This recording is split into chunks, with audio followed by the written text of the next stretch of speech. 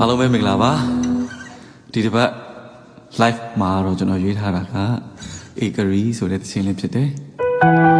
ကျွန်တော် brother Raymond စီရောက်တော့ကျွန်တော်မျိုးတွေကို Akari ဆိုတဲ့သချင်းလေးဆိုတော့နော်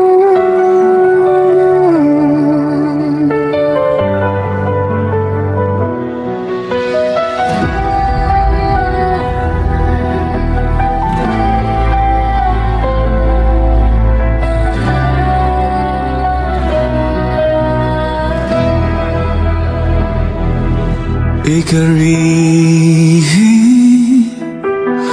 La balone me mile nga swele ngebi akureti Akari yo apelo ne ji lwe de ne mo twa gebi lo ya lam shi